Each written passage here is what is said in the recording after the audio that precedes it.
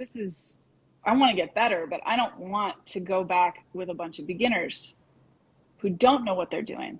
Mm-hmm. That's the whole thing. I want my life to be at the pace and on the topic and at the level of depth that I want, finally. Like, can I please have that?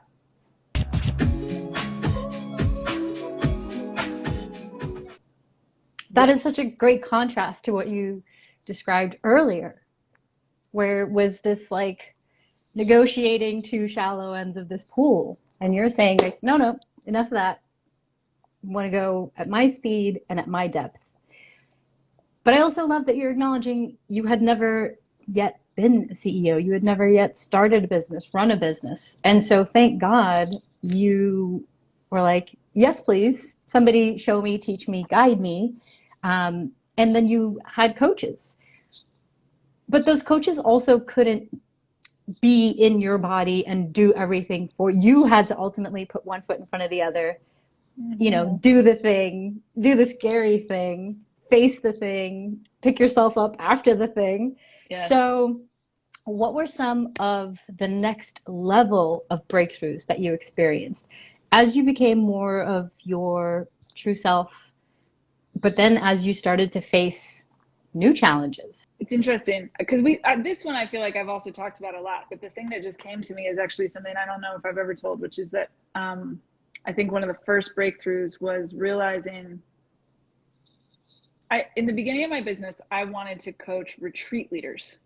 I still do, but I like named them and labeled them. I wanted to coach educators, but spiritual educators. And I really wanted to lead to help them with retreats because I had been on a lot of retreats and I was seeing that there was like in my two communities, there was technology in the education community that was absent in the spiritual community that I thought could bring the depth to the spiritual community that was missing. And so that's how I started. And I crafted this really fucking cool program that was basically what I did with math teachers, but with spiritual teachers, where I would plan and support a client in leading a retreat and then go on the retreat with them and support them while they were there and give them feedback just the way I did with math teachers. And then have a closing session where we debriefed and talked about next steps. In my school career, this would have been called an inquiry cycle. Like I crafted a program that was directly based on what I was doing literally every day with math teachers, but with these spiritual teachers. And I liked the fact that it meant that I would travel all over the world. I was like, I'm going to go on retreat in Tibet. So this was like the makes total sense foray into coaching next step. It feels like a little bit of a blend. Makes sense. Yeah. Okay, so then wherein lied the challenge? Because nobody actually wanted that. So it was a bust. Your first program? Yeah, definitely. Retreat leaders were not like, oh, I really want to pay thousands of dollars to bring someone with me on this retreat that I'm leading. Like, little do they know. Now, I still do this occasionally. It costs a lot more money, but I still do this, and it's really, really, really incredible and helpful. But still, this is not the biggest problem that spiritual teachers, spiritual educators, coaches, healers have. The curriculum, although it's really fun to geek out about, that's not their biggest problem. And so this was the first breakthrough blessing, I would say, recognizing that I needed to think more about them and what they needed. It was like, yes, I would love to do this program. This sounds great to me. But if they don't want it, what's the value? And it was in this conversation with my coach at the time and really thinking through what needed to be seen, what wanted to be seen, that I realized that people needed help with money. And this, I really felt, I think I felt kind of neutral. It wasn't like, I wasn't opposed to doing that, but I wasn't planning to do that. But I had enough conversations with potential clients at that point to realize like what they're struggling to just get people into the retreat. That's the problem that they're having. They don't know how to fill it. They don't know how to make money. And if they don't figure that piece out, they're only going to, if they're at most, they're going to do one retreat. And then it's going to feel like a flop and a failure, and they'll never do it again.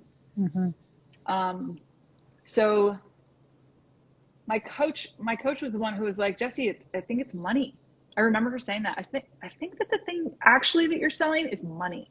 And I was like, wait, really?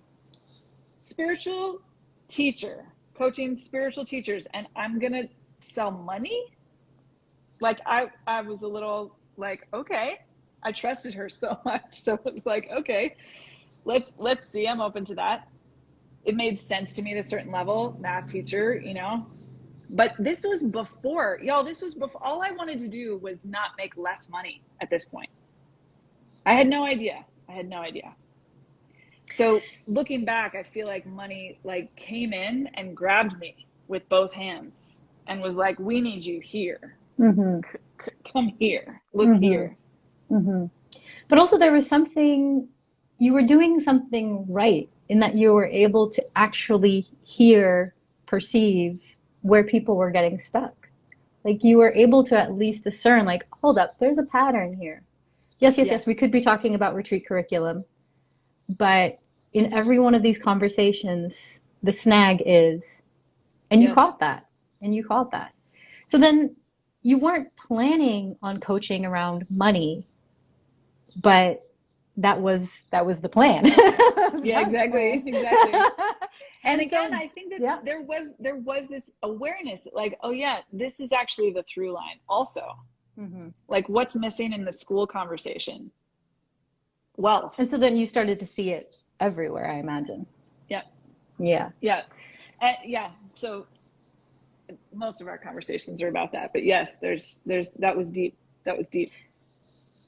Since it was somewhat unplanned, since it was unplanned, did you have any stuff come up around like just any noise, like self-attack around like, who am I to be teaching these people about money? Like, should I really be leading with money? And then obviously the coaching business becomes centered around that. Like what's been your journey with that voice and overcoming that?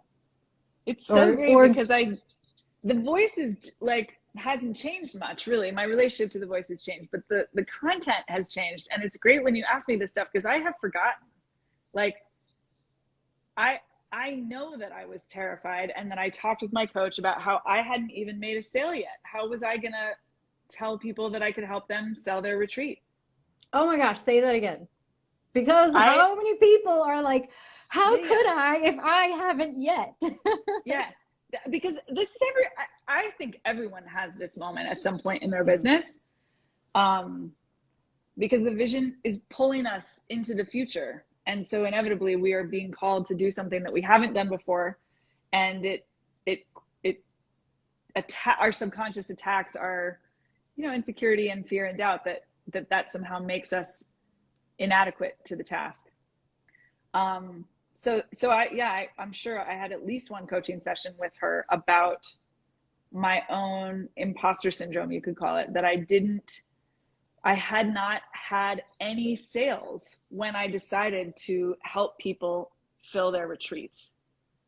And she was telling me, this is actually what they need. And this is what you're going to help them with. And I was like, but I haven't done that. Like